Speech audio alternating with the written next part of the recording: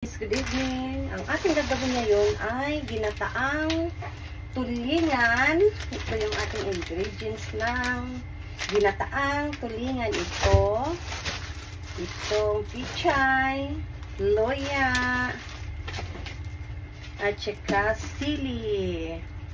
Ito guys yung ating tulingan, dalawa. Okay na lang tong dalawa guys. Ano to? Tag-isa't kalahati pala dapat to. OMG, kulang. Tapos, noon, paksiw na tulingan. Dapat pala tatlo to.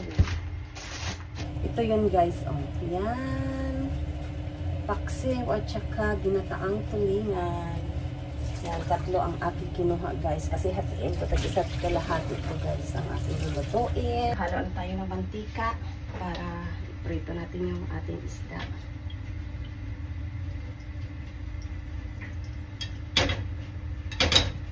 Hintay tayo. Ito na nga yung iba guys. Ipaksiw natin. Ipaksiw mo guys. Para ayan. Hinapit ko kasi siya guys. Para makapag-paksiw. Halo natin ito mga luya. At saka bawang. Halo na natin guys. Hiwak na yan guys. Tapos ihalo na rin natin itong okra. Dito, ampalaya. Nahiwa, ihalo na natin dito. Napuno man. Pero sa bagay, mamaya, maano naman na ito. Haluan natin ng kutsarang. Hindi pa pala bukas, guys. Suka. Guys, olive oil. Haluan natin. Japanese sauce dito. May lemon with calamansi na siya guys. Tuyo. Lagyan na natin ito. Tuyo to guys with maasim-asim konti. Lagyan natin yan para masarap. Ilang dahong laurel. Yan. Maraming dahong laurel ang ilagay guys para mapangit.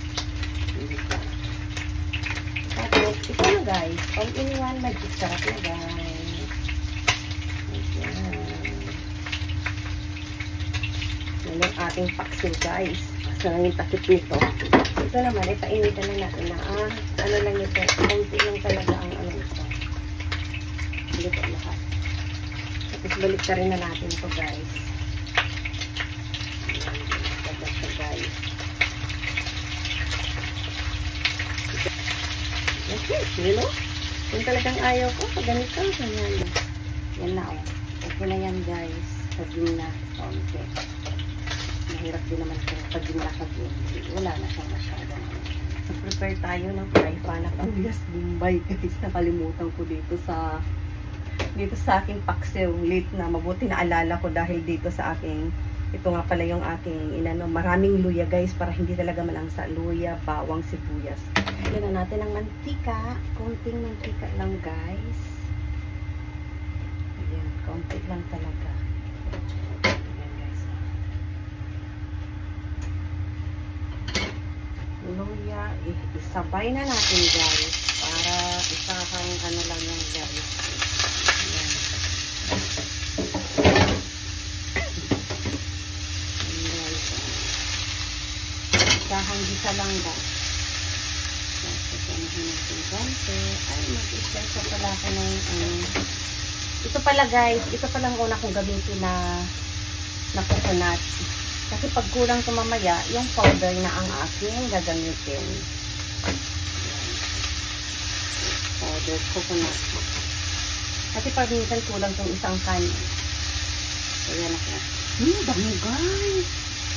Sobrang bango! Wow! Yan, mix lang konti guys. Hanggang sa mga brown na siya. Yan. Lagyan natin ng lemongrass. Yan, tanglad guys. Slice ko muna guys. Pag brown na siya, ilagay na natin tong ating coconut. Yan.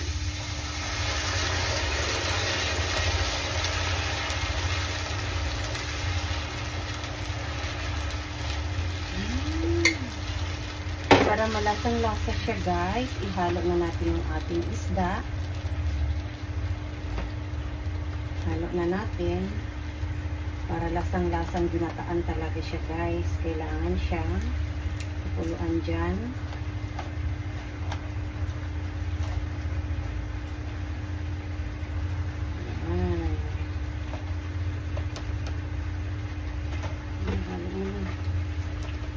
Wow! Wow guys, ganyan magluto ng ginataang isda. Ako ganito ako magluto guys. Yung iba kasi nilalagyan nila ng kamatis. Ngayon, ako hindi pa akong naglagay ng kamatis. Yan, pure na pure ko na lang ginataan yan guys walang halong tubig. Yan. Guys. Super guys. Happy cooking. Habang naghihintay tayo. Ito mahina lang talaga ang ano niyan. Kalayo. Heat ba? Kalayo. Kasi konti lang ang sabaw niyan, di ba? Yun lang. Hindi ko hinuluan ng tubig. Pure suka to. Yung mantika. Ayan guys. Super guys. Yan. Ihalo na rin natin yung lemongrass.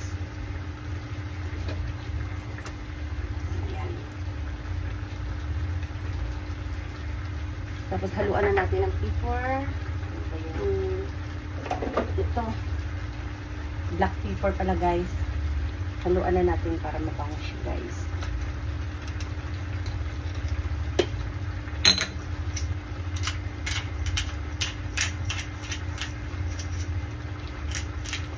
Ganito ang black pepper dito sa Japan.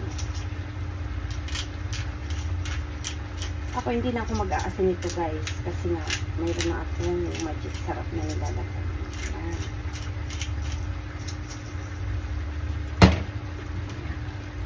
Baliktarin na natin para malasa. Ayan. Baliktarin mo lang siya talaga.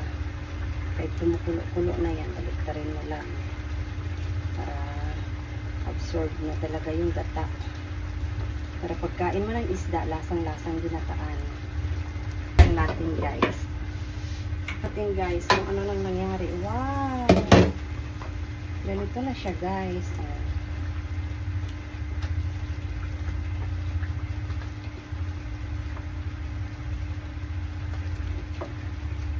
Lasa-lasang ginataan to guys. Wow! Ito natin yung magic sarap.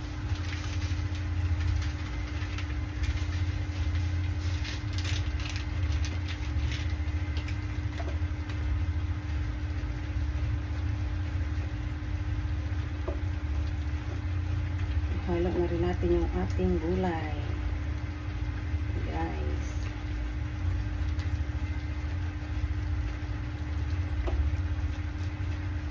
Lasahan muna natin ang palalagang may lasa na siya. Kung wala talaga natin ng pampalasa.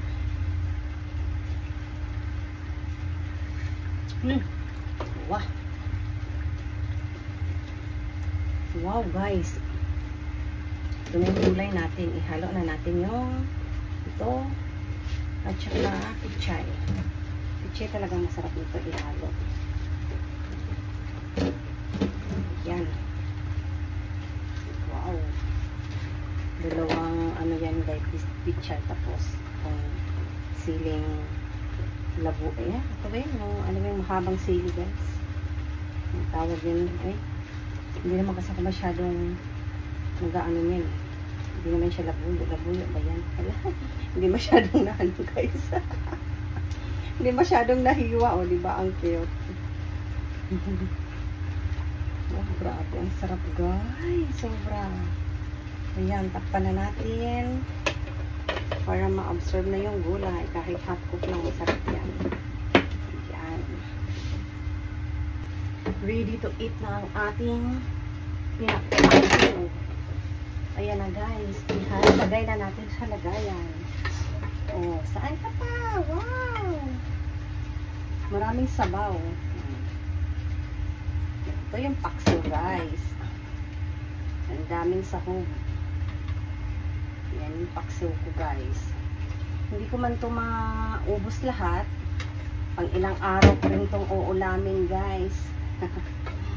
Hindi pa, 1 linggo ata. Ayan. At least satisfied ang aking dito. Ang dami guys. Ito na guys. Happy eating na me. Ang bango.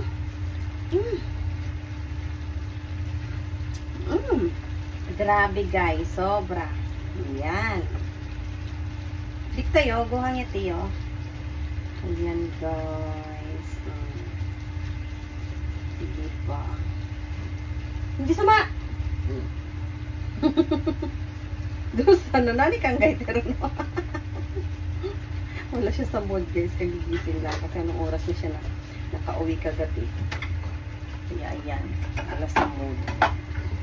Yan talaga tayo. Kahit naman tayo, di ba? Pag kagigising lang. Ayan na guys. Happy tummy. Kain na tayo. Late dinner na. Alas 7 na guys. Yan kasi paano. Pag uwi ko kasi kanina, maaga kami natapos sa work, alas 3. Pagka uwi ko, natulog ako. Kasi antok na antok talaga ako guys. Paano naman kasi anong oras na ako nakatulog kagabi. Tapos siguro 6 na oras lang ang tulog ko. Kaya yan. At nakaidlip ako ng ilang oras din. Sabi ko, gisingin ako ng 5:30. Hindi niya ako ginising. Kaya yan. Natulog din pala siya. Pareho kaming natulog. Kain na tayo guys. Happy tummy!